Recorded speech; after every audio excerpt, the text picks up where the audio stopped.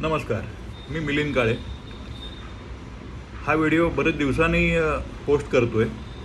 तर हा व्हिडिओ आज सुचायचं किंवा हे लेखन सुचायचं कारण म्हणजे सध्या फेरीवाल्यांचा प्रश्न खूप गाजतो आहे मुंबईत आणि त्याचा त्रास सगळ्यांनाच होतो. माहिती आहे आपल्याला सगळ्यांना, आपण सगळे मुंबईत राहतो आणि मुंबईबाहेरसुद्धा म्हणजे जे लोक शहरांमध्ये राहतात किंवा इवन छोट्या गावांमध्ये राहतात तिथे एकंदरीतच फेरीवाल्यांचा त्रास म्हणा किंवा अडचण म्हणा ही मात्र सगळ्यांना जाणवते. एका अर्थी फेरीवाले हे वरदानसुद्धा आहेत, कारण स्टेशनच्या बाहेर पडल्या पडल्या मुंबईतलं उदाहरण घ्यायचं झालं तर स्टेशनच्या बाहेर पडल्या पडल्या वाटेत सामान घेऊन महिला वर्ग किंवा आपण सगळे घरी येतो आणि तेवढा वेळ वाचतो की त्याच्याकरता खास एखाद्या मार्केटमध्ये जावं म्हणजे आणि जाऊन तिकडनं भाजी वगैरे खरेदी करून घरी यावं. हे सोयीचं पडतं ना फेरीवाल्यांचं, ते बरोबर आहे. परंतु रस्ते अतिक्रमण, कारण का आधीच दुकानांचं एक्सटेन्शन फुटपाथवरती फेरीवाले बसणार किंवा फुटपाथच्या बाहेरसुद्धा फेरीवाले बसणार, त्याच्या बाहेर लोक चालणार आणि मध्ये जी चिंचोका रस्ता एक एवढीशी वाट उरते त्यातनं लोक गाड्या हाकणार. म्हणजे एखादा एवढा मोठा रस्ता असतो तो खरा वाहतुकीसाठी असा एवढासा होऊन जातो. बरं, त्याचा त्रास म्हटलं तर सगळ्यांनाच आहे. म्हणजे अतिक्रमण म्हटलं की त्रास आहेच ना, कारण का एन्क्रोचमेंट हा काय म्हणजे इव्हन आणि कायद्याने सुद्धा गुन्हा आहेच. तर सगळ्या बाजू ह्याच्यामध्ये आहेतच, चांगल्या वाईट त्यांचं पुनर्वसन व्हायला पाहिजे, कारण वर्षानुवर्षे ते इकडे व्यवसाय करत आहेत ही गोष्ट तेवढीच खरी आहे. म्हणजे जर सुरुवातीलाच ते जर थांबवलं असतं की एखादा नवीन रस्ता किंवा फुटपाथ बांधून झाला की तिकडे व्यवस्थित CCTV द्वारे लक्ष ठेवून तिकडे एकही फेरीवाला किंवा एन्क्रोचमेंट होणार नाही याची दक्षता जर घेतली तर मात्र हे पुढे थांबवता येईल. पण आता काय, तर आता सगळ्यांनाच त्रास आहे. ग्राहकाला त्रास आहे, चालणाऱ्यांना त्रास आहे, पोलिसांना त्रास आहे. फेरीवाले धंदा करतात म्हटल्यावरती एकंदरीतच कायदा सुव्यवस्थेचाही प्रश्न निर्माण होऊ शकतो. असो, तर या सगळ्यामध्ये एक दुर्लक्षित मला बाब गमतीशीर अशी वाटली की हे फेरीवाले जिकडे व्यवसाय करतात ते एखाद्या टिपिकल उपनगरातलं ना मार्केट रोड घ्यावा आपण आणि त्या मार्केट रोडचं कथाकथन म्हणजे आत्मकथन हे कसं असावं, कसं असेल, त्याला काय वाटत असेल, रस्त्याला काय वाटत असेल, हे जरा मी थोडं लिहून काढलं आहे. बघा तुम्हाला काय आवडतं आहे का. मुंबईतील एका उपनगरातील एका मार्केट रोडचे आत्मकथन.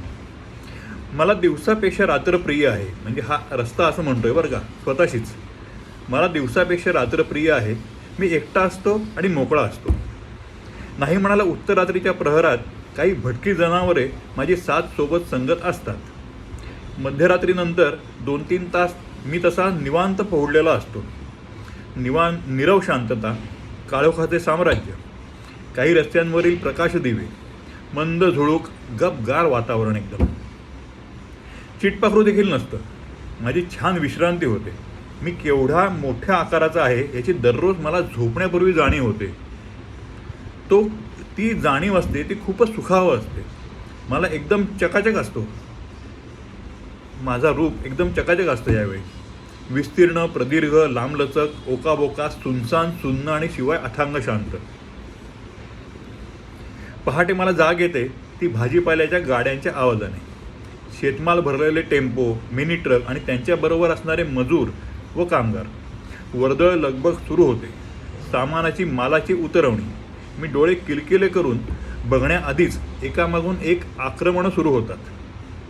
मला अंग अवघडून घ्यावेसे वाटते. आडवा पडून दोन्ही हात बाजूला घेऊन निपचित निजलेला मी थोडा आकुंचित होतो. तेव्हाच आजूबाजूचे दुकानदार आपापली दुकाने उघडतात. आतला माल, वस्तू त्यांच्या ओसरीत आणि बरेचदा माझ्या 2 हातांवर म्हणजे पदपथांवर पसरतात, हलवतात. त्याच सुमारास भाजी व इतर साहित्य घेऊन पदपथाकार आपापला FSI व्याप्त करायला यायला लागतात. बऱ्याच जणांनी बऱ्याच ठिकाणी जादा TDR घेतल्याप्रमाणे माझा आणखीन एरिया व्यापला जातो. माझ्या शरीरावरील वजन वाढतच राहतं. दुकानाबाहेरील जागा व पदपथ लुप्त व्हायला लागतात. मी आणखीनच आकर्षित होतो. म्हणजे आकर्षण हे माझ्या प्रकृतीत बसत नाही खरं तर. म्हणजे मी विस्तीर्ण असा मोठा रस्ता रात्रीचा तो आता मी आकर्षित चाललेलो आहे. पदपथांच्या बाहेर रस्त्यावर माझ्या अंगावर पथाऱ्या पसरल्या जातात. गाड्या लावल्या जातात.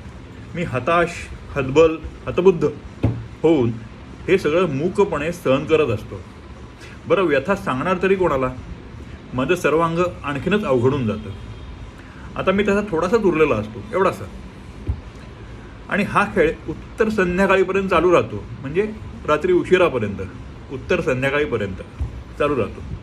लपंडाव, डब्बा ऐसपैस, आंधळी कोशिंबीर, पकडापकडी, स्टॅच्यू, साखळी, लंगडी, फुगडी आणि आख मिचवली हे सगळे खेळ म्हणजे हे जुने विस्मरणात गेलेले खेळ बरं का. आलटून पालटून बऱ्याच वेळा एकाच वेळीसुद्धा समोरासमोर माझ्या इथे खेळले जातात. म्हणजे बघा, रस्त्यावर दुतर्फा असलेल्या टपऱ्यांच्या, पथाऱ्यांच्या बाहेर रस्त्यावर दुचाक्या, 4 चाक्या थांबत राहतात. लोक उतरतात, चढतात, बसतात, सामान घेऊन येतात, खरेदी करतात, पोटपूजा करतात व एकंदरीत बाजारहाट करतात. मी स्तब्धपणे बघत असतो. माझ्या म्हणजे रस्त्याच्या मध्यभागी आता केवळ एक वाहन कसेबसे जाऊ शकेल एवढीच जागा शिल्लक असते. त्यावरून दुतर्फा वाहतूक कशीबशी चालू असते. कुठेही काही अडलं की तो वाहन चालक आपल्या गाडीला पुढे पाठी करत राहतो. पुढे जायचं, पाठी यायचं. माझ्यावर होणारा हा अधिभार मी कसंनुसं सहन करत जातो. आणि शिवाय आणखीनच नवीन अधूनमधून वरचेवर मला खणतात, भोके पाडतात, खड्डे उकरतात, माझ्या शरीरावर जखमा करतात. माझी सेवाभावी वृत्ती आहे ना. औषध लावून, लेप लावून, मलम लावून मला परत ठाकठीक करण्याऐवजी बरेचदा थुकपट्टी केली जाते. माझी टेंगळं काही बरी होत नाही. मी काही पूर्वत बरा होत नाही. एकदा बिघडलो की बिघडलो.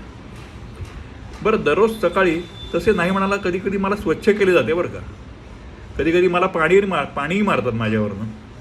परंतु ते कधी धूळ उडू नये म्हणून, म्हणजे धूळ उडून दुकानात किंवा जाऊ नये म्हणून. आणि अचानक कधी अति झालं की माझं ना पुनरुज्जीवन करायचा प्रयत्न होतो.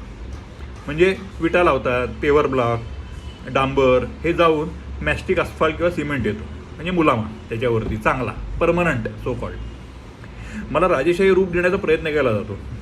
पण ते रुबाब हे काही काळच टिकतं, कारण परत पुढच्या वर्षी येऊन कोणीतरी त्याच्यावरती कुदळ मारणारच असतं. असो, आलिया भोगासी असावे सादर. जरी मला वापरणाऱ्यांना माझी काळजी घेता येत नसली तरी मी काही माझं सेवावरच सोडत नाही.